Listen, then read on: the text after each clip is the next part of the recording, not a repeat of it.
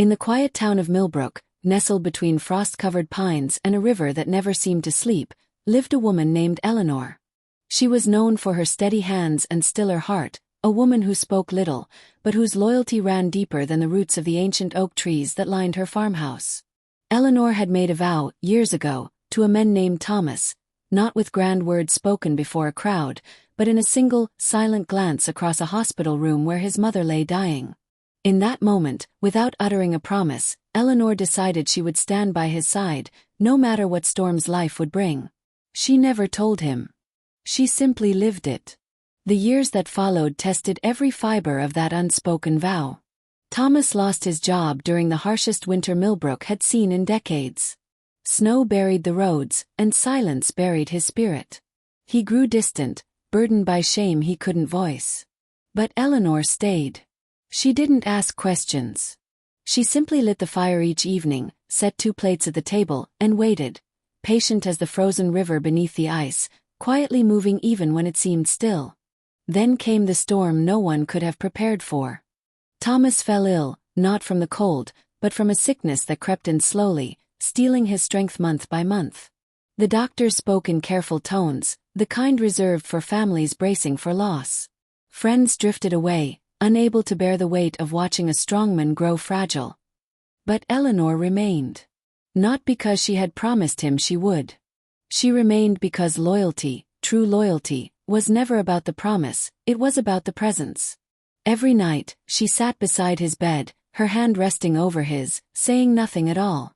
There were no dramatic declarations, no tearful confessions of love and sacrifice. Just her steady breathing beside his uneven one.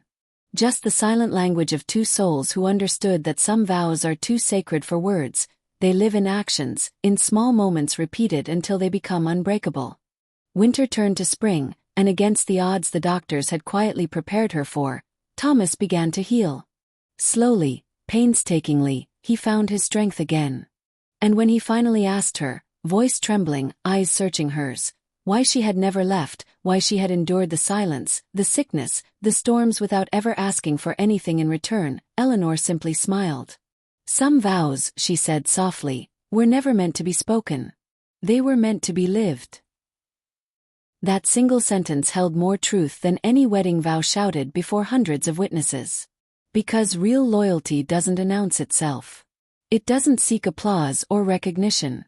It shows up in the quiet hours of the night, in the meals cooked out of habit, in the silence shared between 2 people who choose each other again and again, even when no one is watching.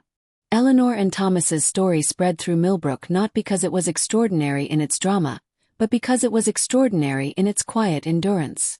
Neighbors who once doubted the strength of silent devotion began to understand, the loudest declarations of love often fade the fastest, but the silent vow, the one made in a single glance and honored through a lifetime of storms, that is the loyalty that truly triumphs.